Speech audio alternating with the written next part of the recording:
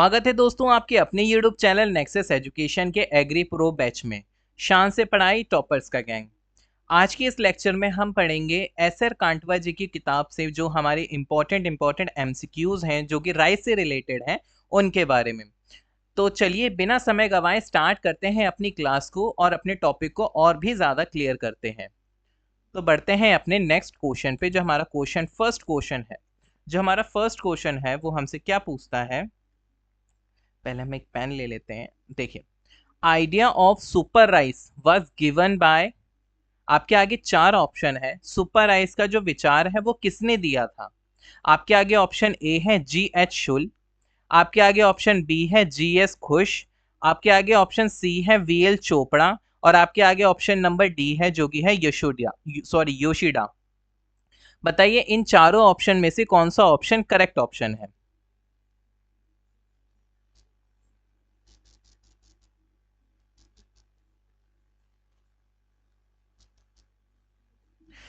तो जो इन चारों में से जो करेक्ट ऑप्शन है वो है ऑप्शन नंबर बी। बी क्या है? G.S. खुश, मतलब गुरदेव सिंह खुश जो थे वो उन्होंने ही आइडिया दिया था सुपर राइस का। क्या आइडिया दिया था? सुपर राइस का। तो बढ़ते हैं आगे और जानते हैं गुरदेव खुश जी के बारे में। जो डॉक्टर गुरदेव खुश जी हैं वो एक प्रोमिनेंट प्लांट ब्रीडर थे eight IRRI। Dr. Khush played a significant role in developing high-yielding rice varieties, including those that contributed to the Green Revolution in Asia।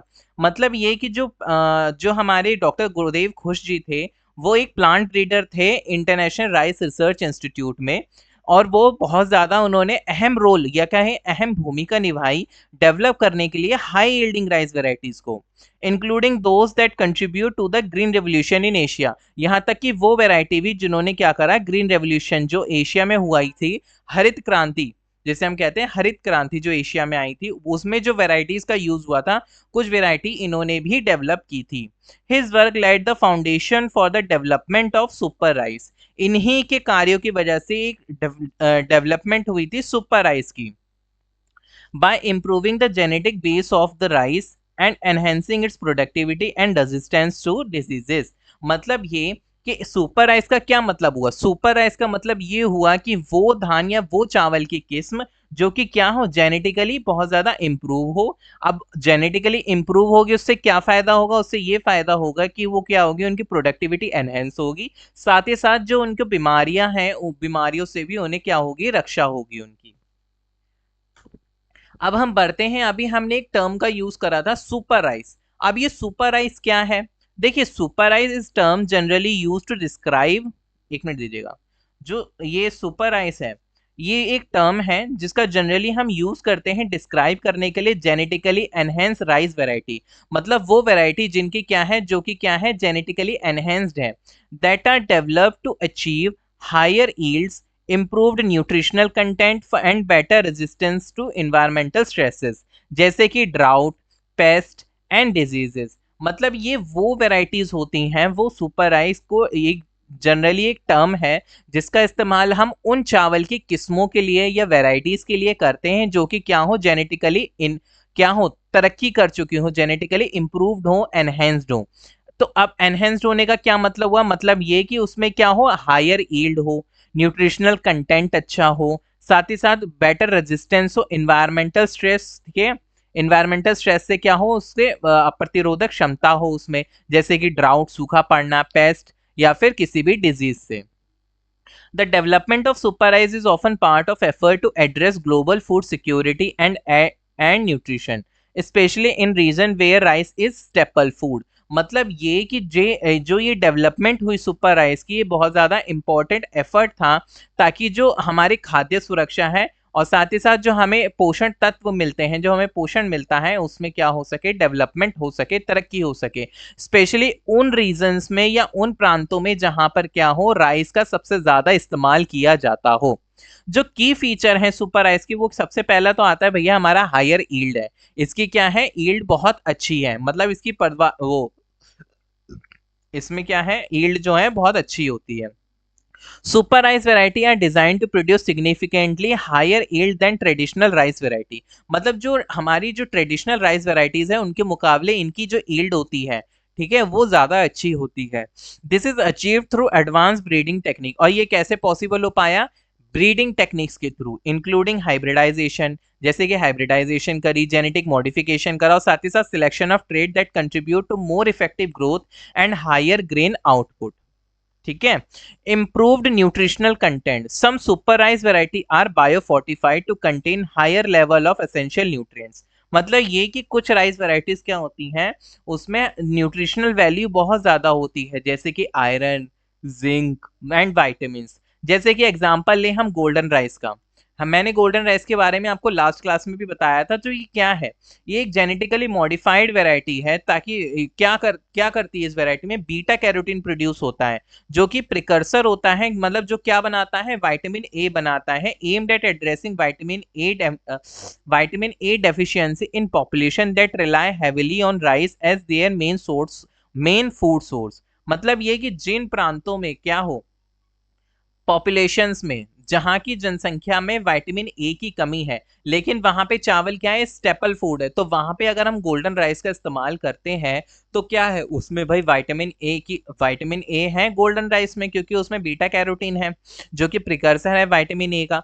तो क्या करते हैं, इस तरीके से हम वहां पे उस पॉपुलेशन को विटामिन ए की जो कमी हो रही है वहां पे, उस कमी से बाहर निकाल सकते हैं। अब बात करते हैं, तीसरा हमारा है स्ट्रेस रेजिस्टेंस।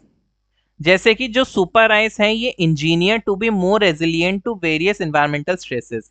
अलग अलग एनवायरमेंटल स्ट्रेसेस के लिए बहुत ज्यादा क्या है, कारगर साबित होती हैं, जैसे कि सूखा है, या सैलिनिटी है, या पेस्ट अटैक है। जैसे कि some super rice variety are bred to tolerate water scarcity और to grow in saline soil. मतलब कुछ ऐसी वेराइटीज हैं जिनको कल्टीवेट किया जाता है, सॉरी जिनको मतलब क्या किया गया, ऐसे वो किया गया है, उनकी ब्रीडिंग हुई है और नई ऐसी वैरायटीज बनी है जो कि सुपर राइस वैरायटी है, जो कि क्या होती है, टोलरेट होती है वाटर स्कैरसिटी के, मतलब अगर पानी की कमी है तो भी वो क्या करती हैं, अच्छी खेती हो जाती है उससे।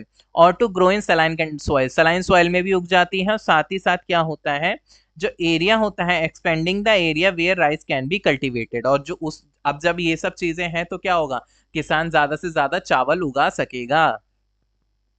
पेस्ट एंड डिजीज रेजिस्टेंस, क्या है paste and disease resistance? By incorporating resistance genes, super rice can withstand common rice pests and diseases। मतलब ये कि हमने क्या कर रखा है, सुपर राइस वैरायटी के जीन्स में ही ऐसे जीन्स डाल रखे हैं जो कि क्या करते हैं, उन्हें पेस्ट से या डिजीज से लड़ने में मदद करते हैं। Reducing the need for chemical pesticide and thereby promoting more sustainable farming practices. जिस वजह से क्या होता है, हमें ज्यादा केमिकल का इस्तेमाल नहीं करना पड़ता है, और क्या होती है, फार्मिंग हो जाती है, सस्टेनेबल फार्मिंग प्रैक्टिस हो जाती है। शॉर्टर ग्रोइंग साइकिल, मतलब इन्हें ज्यादा समय नहीं लगता है, इन्हें ज्यादा समय नहीं लगता ग्रो होने के लिए। Some super rice variety have shorter growing cycle allowing for multiple harvest within a year. अब देखिए, जब उसकी क्या होगी, जब वो जल्दी ग्रो हो जाएगा और उसकी हार्वेस्टिंग जल्दी हो जाएगी, तो हम क्या कर सकते हैं, एक साल में चावल की कई सारी फसलों को ले सकते हैं, जिस वजह से क्या होती है, प्रोडक्टिविटी इंक्रीज होती है और हेल्प होती है meet the demand of growing population. और जैसे जैसे जनसंख्या बढ़ती जा रही है, उसकी डिमांड को पूरा करने के लिए भी ये बहुत ज्यादा कारगर साबित होते हैं। एग्जाम्पल ऑफ सुपर राइस के उदाहरण क्या क्या है? सबसे पहला तो आता है भैया अपना गोल्डन राइस, जिसके बारे में मैंने आपको बता रखा है। फिर आता है eri super rice, developed by the International Rice Research Institute. These variety aim for higher yield and are designed to withstand the challenges of climate change such as extreme weather condition। मतलब ये वो वैरायटी है rice की, वो variety है super rice variety, जो कि क्या करती है, हायर यील्ड है, और साथ ही साथ ऐसी डिजाइन की गई है कि अगर क्लाइमेट में कोई भी चेंज आता है तो ये क्या करती है, या वेदर कंडीशन काफी एक्सट्रीम हो जाती है तो उसको भी झेल जाते हैं। तो ये तो बात करी हमने सुपर आइस की, और सुपर आइस टर्म किसने दी, मैंने आपको वो भी बताया, और सुपर आइस क्या होते हैं, उसके एग्जाम्पल क्या होते हैं, उसके की फीचर क्या होते हैं, ये भी मैंने आपको बताया। तो चलो बढ़ते हैं आगे अपने क्वेश्चन नंबर सेकंड पे। जो हमारा क्वेश्चन नंबर सेकंड है, क्वेश्चन नंबर सेकंड हमसे क्या पूछता है, देखिए, टुंग्रो virus of rice is transmitted by, rice का टुंग्रो वायरस किसके द्वारा प्रसारित होता है? आपके आगे चार ऑप्शन दे रखे हैं। Option number A stem borer, option number B leaf roller, option number C green leaf hopper, या फिर option number D gundhi bug. बताइए इन चारों में से कौन सा ऑप्शन करेक्ट ऑप्शन होगा।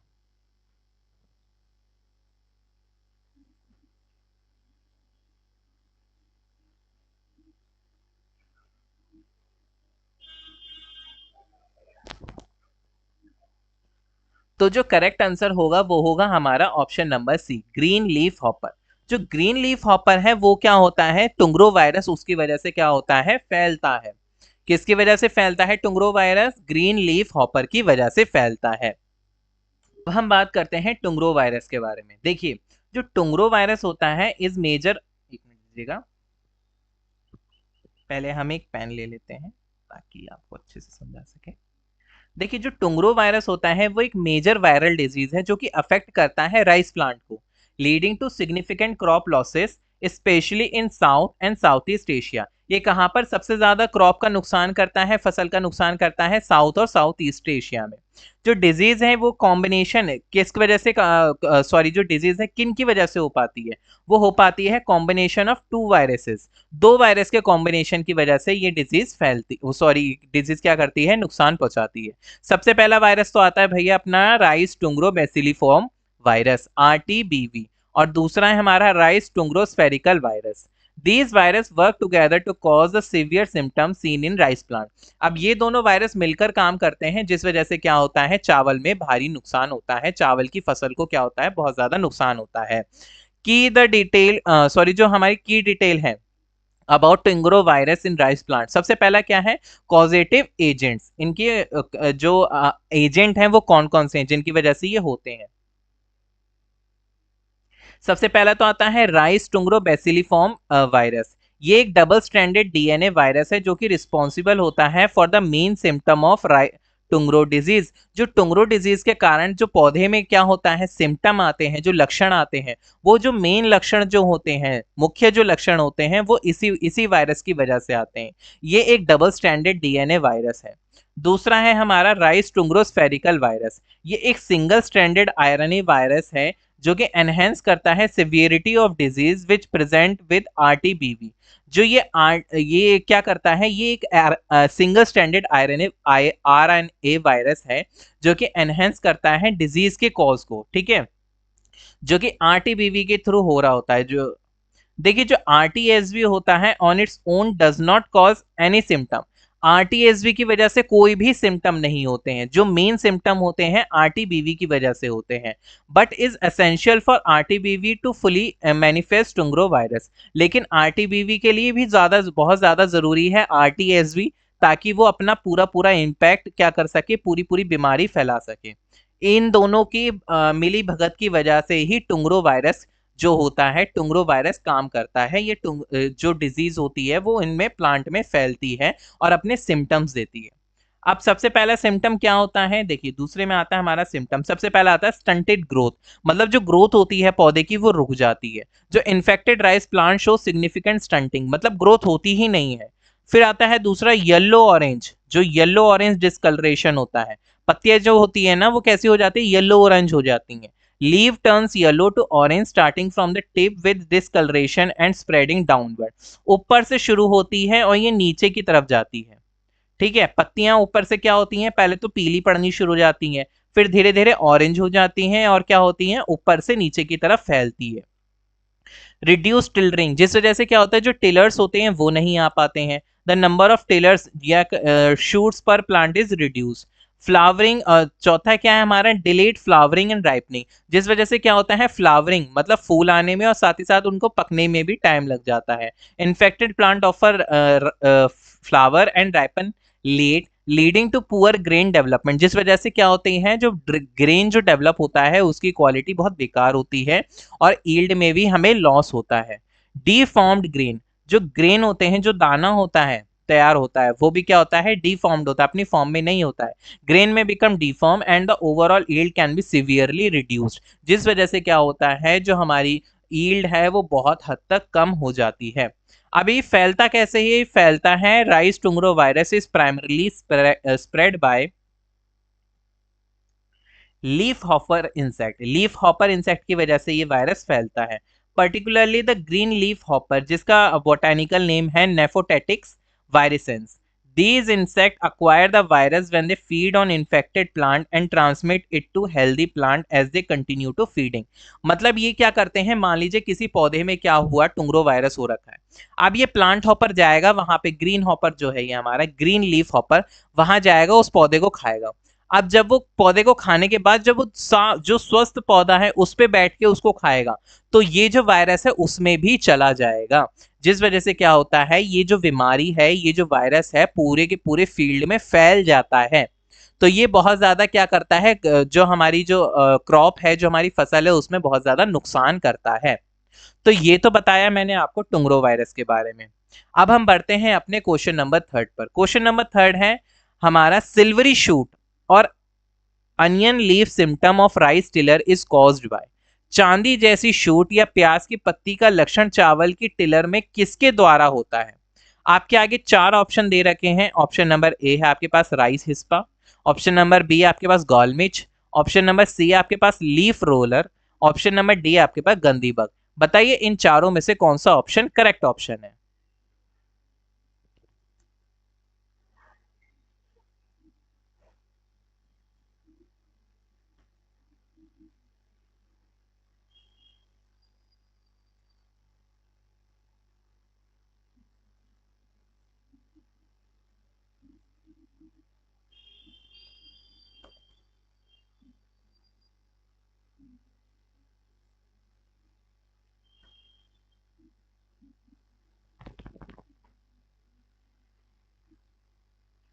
तो जो करेक्ट ऑप्शन है वो है हमारा ऑप्शन नंबर बी, गॉलमिच. गॉलमिच एक इंसेक्ट है जिस वजह से क्या होता है, सिल्वरी शूट और अनियन लीफ सिम्टम जो होता है राइस टिलर में होता है. ये बीमारी है, ठीक है. और जिस वजह से क्या होता है, सिल्वरी शूट हो जाती है, एक बीमारी है जिस वजह से क्या होता है, सिल्वरी शूट जो होती है वो चांदी की तरह हो जाती है, और अनियन लीफ सिम्टम हो जाता है, जो पत्तियां होती हैं वो अनियन की पत्तियों की तरह हो जाती हैं. तो जिस वजह से क्या होता है, ये एक बीमारी की जो सिम्टम है, और ये होता किस वजह से है, गॉल मिच की वजह से होता है, गॉल मिच की वजह से होता है. Option number B is the correct option. बढ़ते हैं आगे और जानते हैं अब इन बीमारी के बारे में. देखिए जो हमने सिम्टम बताए, जो अनियन लीफ हो जाती है, साथ ही साथ सिल्वर शूट होता है, ये सिम्टम होती हैं राइस में, are associated with certain types of damage और डिजीज अफेक्टेड द प्लांट.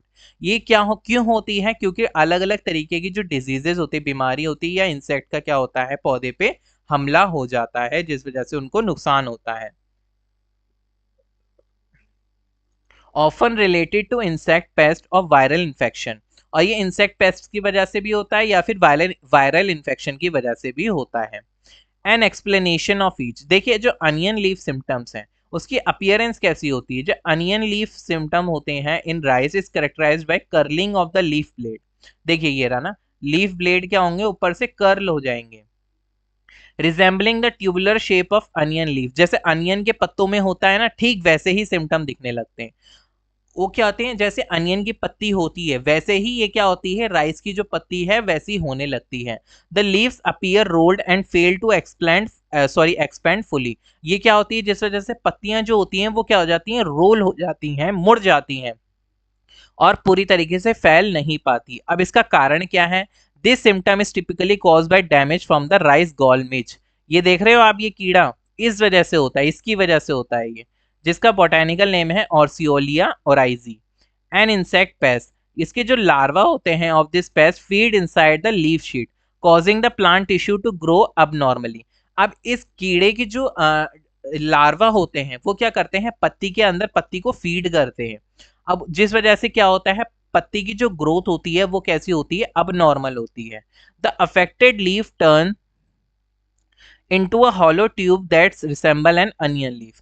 जिस वजह से क्या होता है, जो पत्तियां होती हैं एक ट्यूब की तरह हो जाती हैं, खोखले ट्यूब की तरह हो जाती हैं, जो कि क्या होता है, बहुत ज्यादा नुकसान देता है हमारे राइस के प्लांट को. The affected leaf turns into hollow tube that resemble N onion leaf. जिस वजह से क्या होता है, पत्तियां जो होती हैं वो प्याज की पत्तियों की तरह दिखने लगती हैं. इम्पैक्ट.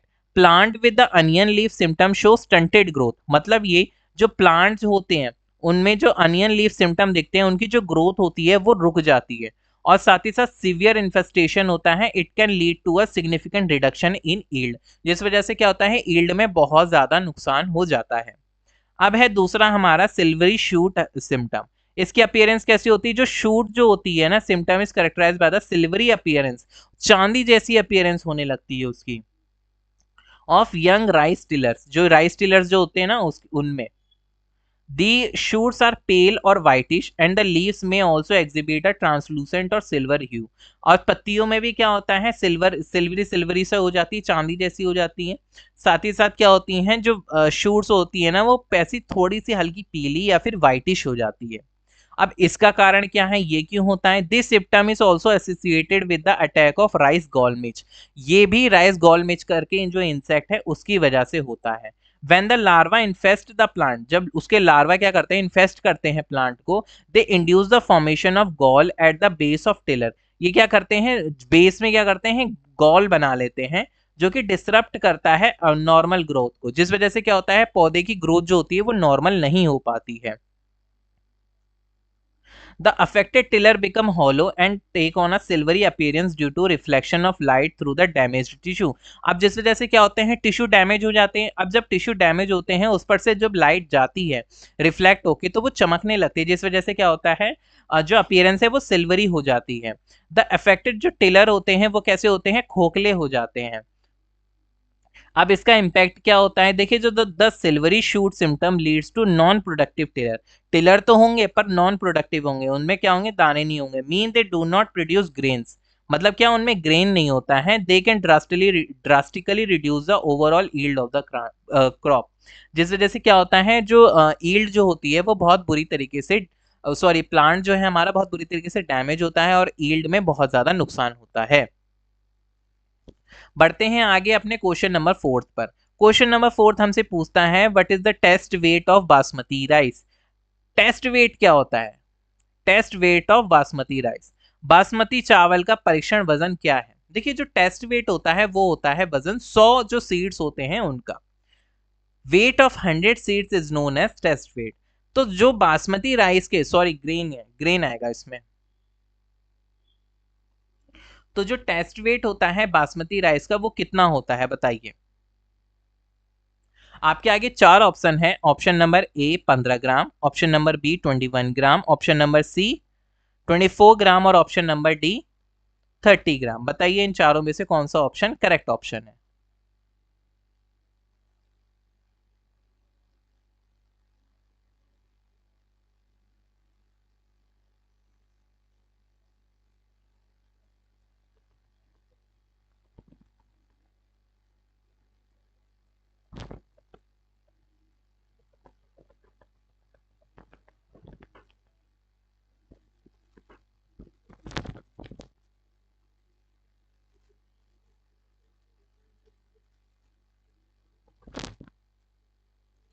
तो जो करेक्ट ऑप्शन है इसमें हमारा option number 21 is the correct one.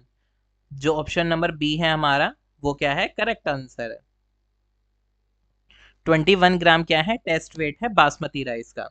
अब हम बढ़ते हैं आगे अपने क्वेश्चन नंबर 5 पे। जो क्वेश्चन नंबर 5 है वो हमसे क्या पूछता है कि which element is essential for sugar translocation in sugar cane. मतलब चीनी गन्ने में, जो गन्ना जो होता है उसमें चीनी के स्थानांतरण के लिए कौन सा तत्व आवश्यक है। ये राइस में शुगर का क्वेश्चन डल गया है, पर ये भी बहुत ज्यादा इंपॉर्टेंट है, तो प्लीज इसको लिए भी मतलब इसको भी ध्यान से पढ़िएगा और समझिएगा।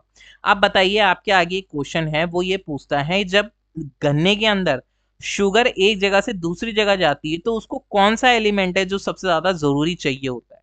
आपके आगे ऑप्शन ऑप्शन नंबर ए है फॉस्फोरस,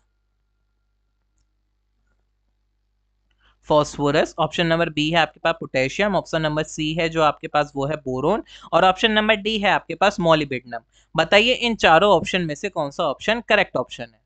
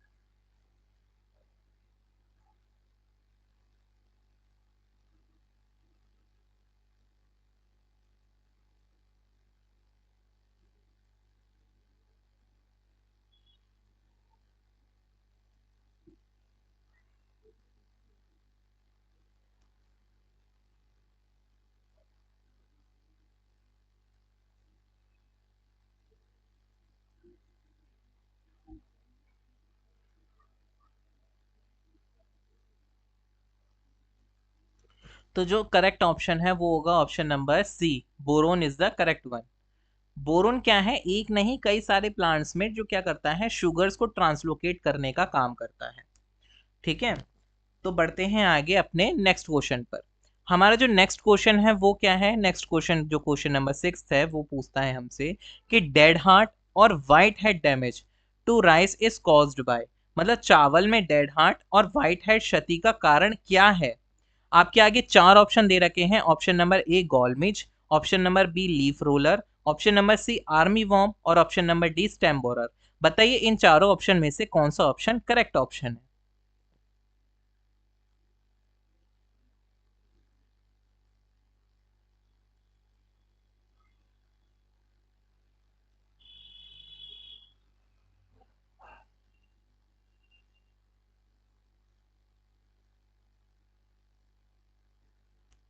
तो इसका जो करेक्ट ऑप्शन है वो है option number D stem borer. Stem borer क्या है, इसका करेक्ट ऑप्शन है।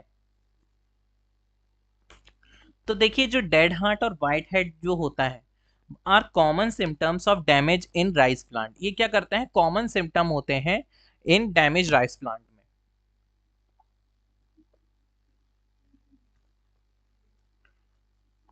Typically cause by stem borer a type of insect pest. ये क्या करता है, स्टेम बोरर की वजह से ये क्या होती हैं, डिजीज होती हैं। ऑप्शन नंबर जो डेड हार्ट है, अब हम जानते हैं डेड हार्ट के बारे में।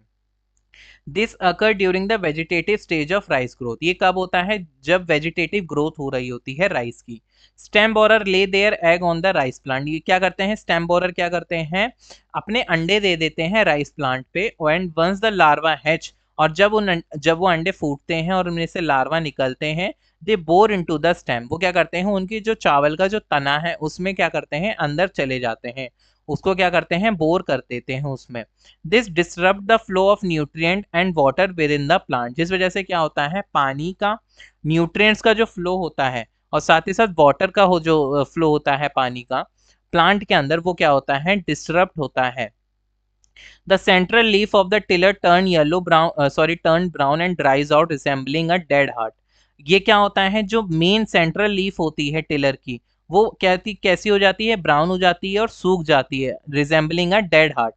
किसकी तरह, डेड हार्ट की तरह। Affected tiller do not produce panicle, और जो अफेक्टेड टिलर्स होते हैं उनमें पैनिकल्स नहीं आते हैं, लीडिंग टू रिड्यूस्ड यील्ड। इस वजह से भी क्या होता है, यील्ड में बहुत ज्यादा नुकसान होता है।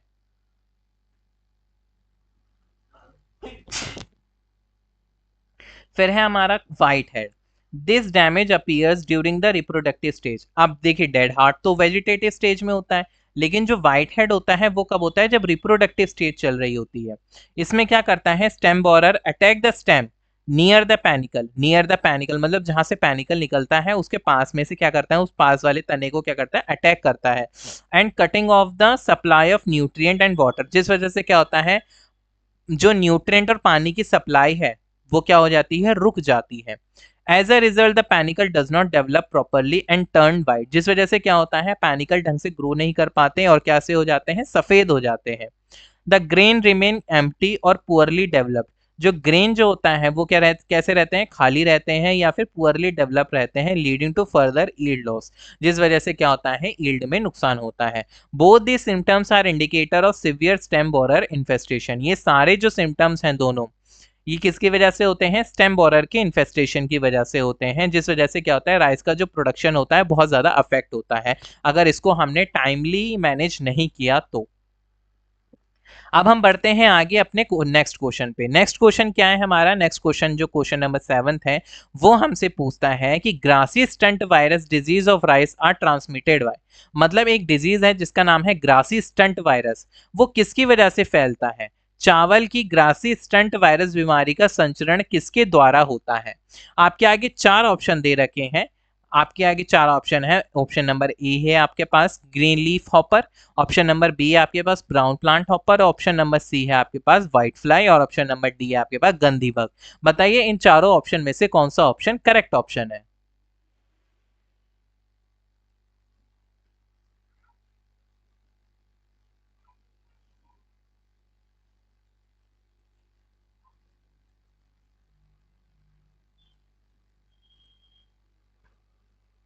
तो जो इसका ऑप्शन करेक्ट ऑप्शन है वो है option number B. Option number B क्या है? करेक्ट ऑप्शन है। ब्राउन प्लांट हॉपर की वजह से ये जो वायरस है वो फैलता है। अब देखिए, अब हम बात करते हैं ग्रासी स्टंटी वायरस के बारे में। इस significant rise disease that transmitted by insect, ये किसकी वजह से फैलती है? इंसेक्ट की वजह से फैलती है। अब ये कैसे फैलती है? देखिए, जो वेक्टर जो ट्रांसमिशन होता है, जो the grassy stunt virus is primarily transmitted by the rice plant hopper. किसकी वजह से फैलता है? ये राइस प्लांट हॉपर की वजह से। स्पेसिफिकली कौन से? द नीला पारवटा ल्यूगेन जो कि ब्राउन प्लांट हॉपर है, एंड सोगिटेला फुर्सीफेरा जो कि white black head plant hopper है। These insect act as vector for the virus, ये क्या करते हैं? एक वेक्टर का कैरियर का काम करते हैं। Meaning they carry and transmit the virus from one plant to another. ये क्या करते हैं? दोनों इंसेक्ट एक प्लांट से दूसरे प्लांट पे इस वायरस को फैला देते हैं। इन्फेक्टेड प्लांट मटीरियल, या फिर हमने क्या कर रखा हो, इन्फेक्टेड प्लांट मटीरियल की वजह से भी ये फैलता है। The virus can also spread through infected plant material. This include planting seeds और सीडलिंग फ्रॉम इन्फेक्टेड प्लांट्स। मतलब ये कि आप मान लीजिए आपने वो बीज बो दिए हैं जो कि किससे आ रखे? इन्फेक्टेड प्लांट से आ रखे, तो भी ये क्या होता है? फैल जाता है। Which can introduce a virus into new field, जिस वजह से क्या होता है? वायरस नए फील्ड में आ जाता है। अब ये फैलता कैसे है? इंसेक्ट फीडिंग की वजह से। जो वायरस है is acquired by plant hopper when they feed on the infected rice plant. Same उसकी तरह ही है। देखिए, जब क्या करता है राइस प्लांट हॉपर है, वो क्या करता है? फीड करता है इन्फेक्टेड राइस को। They the virus is multiply within the insect. जो अब क्या करता है? ये इंसेक्ट के अंदर चला जाता है वायरस, और इंसेक्ट की बॉडी के अंदर ही क्या करना शुरू कर देता है? मल्टीप्लाई होना शुरू कर देता है। And can then be transmitted to healthy rice plant during subsequent feeding. मतलब ये अब ये क्या कर रहा है? शरीर के अंदर उसके जो इंसेक्ट है उसके शरीर के अंदर मल्टीप्लाई होना चालू हो गया। अब जब ये किसी हेल्दी प्लांट पे जाकर उसको फीड करेगा तो ये वायरस उसमें भी चला जाएगा और उसको अफेक्ट करेगा। Local spread in field with high population of plant hopper, the virus can spread rapidly from plant to plant as the insect move around and feed on new plant. अगर क्या हो, population जो plant hoppers की वो बहुत ज़्यादा हो, तो भी ये वायरस क्या होता है? बहुत जल्दी और बुरी तरीके से फैल जाता है। लॉन्ग डिस्टेंस स्प्रेड, अब इसमें क्या होता है? Plant hopper can migrate over long distance specially during favourable weather condition. This can lead to spread of virus across region and even countries. मतलब ये प्लांट हॉपर क्या करते हैं? एक जगह से दूसरी जगह जाते हैं जब उनकी वेदर कंडीशन फेवरेबल होती है, तो जिस वजह से क्या होता है? एक जगह से दूसरी जगह, इवन एक देश से दूसरी जगह भी ये वायरस फैल जाता है, ये बीमारी फैल जाती है। डिजीज के सिम्टम क्या है? क्या क्या लक्षण मिलते हैं इस डिजीज के? वो है ये। एक है हमारा स्टंटेड ग्रोथ, ग्रोथ नहीं होती है। लीफ सिम्टम्स क्या होते हैं? The leaf may become yellowish and exhibit a characteristic grassy appearance. मतलब कैसी हो जाती है? घास के जैसी दिखने लगती है वो। और कैसी हो जाती है? पीली हो जाती है। और रिड्यूस ईल्ड, ईल्ड में क्या होती है? कमी आनी चालू हो जाती है, जिस वजह से क्या होता है? ये सिम्टम होता है हमारे किसका? ग्रासिस स्टंटी वायरस का। The disease can lead to significant yield loss and poor grain quality. मतलब जो भी दाना क्रिएट होगा, डेवलप होगा, वो क्या होगा? पुअर होगा, उसकी क्वालिटी अच्छी नहीं होगी। मैनेजमेंट स्ट्रेटेजीज क्या क्या हो सकती हैं इसकी? देखिए, इसका मैनेजमेंट हो सकता है सबसे पहले तो भैया वेक्टर कंट्रोल करो, जिसकी वजह से ये फैल रहे हैं उसको कंट्रोल करो, उसकी पॉपुलेशन को कंट्रोल करो। Managing the plant hopper population through insecticide application and integrated pest management strategies. Integrated pest management strategies, या फिर क्या कर सकते हो आप? केमिकल का स्प्रे करके इनका क्या कर सकते हो? इंसेक्टिसाइड का स्प्रे करके इनकी पॉपुलेशन को कंट्रोल कर सकते हो। या फिर ऑप्शन नंबर दूसरा जो है हमारा वो है रेजिस्टेंट वैरायटी का इस्तेमाल कर सकते हो। तीसरा है हमारा फील्ड सैनिटेशन, फील्ड के साफ सफाई करके जैसे रिमूव कर देना इन्फेक्टेड प्लांट को और उसका प्रॉपर डिस्पोजल करना ताकि वहां से वायरस पूरी तरीके से खत्म हो जाए। मॉनिटरिंग करते रहना और फोरकास्टिंग करना, रेगुलर मॉनिटरिंग करना किसका? इंसेक्ट पॉपुलेशन का, और implementing control measure based on paste forecast. क्या करना? जो पेस्ट का जो जिस वजह से ये फैलते हैं, जिस पेस्ट की वजह से, उसकी पॉपुलेशन पर नजर रखना, मॉनिटर करना समय समय पे, जिस वजह से क्या कर सकते हैं? हम इस बीमारी को मैनेज कर सकते हैं। अब हम बढ़ते हैं आगे अपने नेक्स्ट क्वेश्चन पर। नेक्स्ट क्वेश्चन क्या पूछता है हमसे? क्वेश्चन नंबर 8 हमसे पूछता है कि rice grown in Indonesia belong to species oryzae glaberrima are found in. Indonesia में उगाए गए चावल की प्रजाति जिसका नाम है ओराइजा ग्लेब्रिमा कहाँ पाई जाती है? आपके आगे चार ऑप्शन दे रखे हैं। देखिए, राइस की वो वैरायटी जो कि इंडोनेशिया में बिलोंग करती है, इंडोनेशिया में, लेकिन ग्रो कहाँ करते हैं, किस कंट्री में उसको ग्रो करते हैं? तो आपके आगे चार ऑप्शन है। ऑप्शन ए है आपके पास यूरोप, ऑप्शन बी है आपके पास एशिया, ऑप्शन नंबर सी है आपके पास अमेरिका, और ऑप्शन डी है आपके पास अफ्रीका। बताइए इन चारों ऑप्शन में से कौन सा ऑप्शन करेक्ट ऑप्शन है?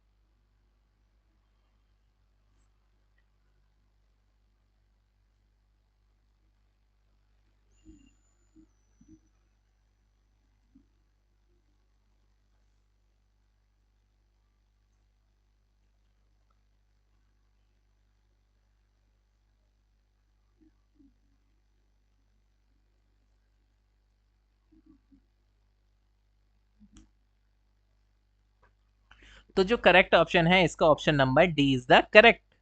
जो है अफ्रीका, अफ्रीका में ग्रो की जाती है ओराइजा ग्लैब्रिमा जो वैरायटी है, वो कहाँ ग्रो की जाती है? ओराइजा ग्लैब्रिमा वैरायटी कहाँ ग्रो की जाती है? अफ्रीका में ग्रो की जाती है। अब हम बढ़ते हैं आगे अपने क्वेश्चन नंबर 9 पे। जो द जीनस ओराइजा इंक्लूड, जब जो जीनस है ओराइजा, जीनस जो है चावल का जो ओराइजा है, जीनस जो जिसका जीनस का नाम है ओराइजा, उसमें कितनी स्पीसीज आती हैं? आपके आगे ऑप्शन ए है 14 स्पीसीज, ऑप्शन बी आपके पास 22 स्पीसीज, या ऑप्शन सी है आपके पास 24 स्पीसीज, या ऑप्शन डी है आपके पास 30 स्पीसीज। बताइए इन चारों में से कौन सा ऑप्शन करेक्ट ऑप्शन है?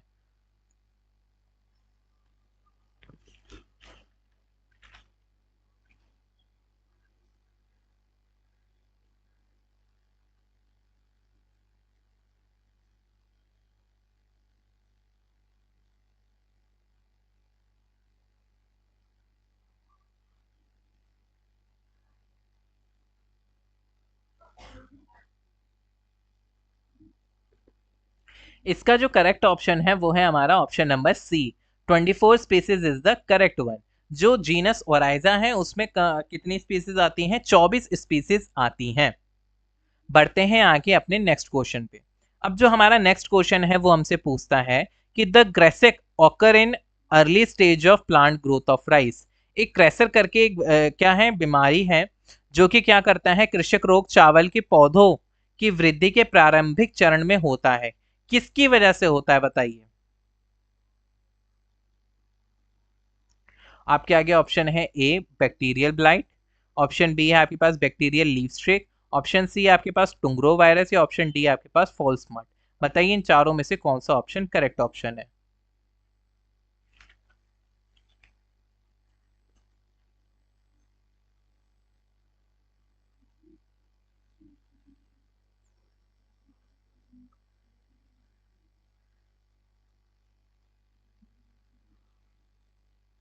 इसका जो करेक्ट ऑप्शन है वो है हमारा ऑप्शन नंबर ए, बैक्टीरियल ब्लाइट क्या है इसका करेक्ट ऑप्शन है।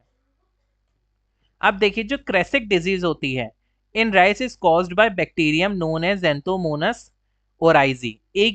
जो बैक्टीरिया है, ये बैक्टीरियल बीमारी है, बैक्टीरिया की वजह से होती है। उस बैक्टीरिया का नाम क्या है? जेंथोमोनस ओराइजी। ये जो बैक्टीरिया है वो इन्फेक्ट करते हैं राइस प्लांट को, और जो क्या करते हैं, डिजीज डेवलप कर देते हैं।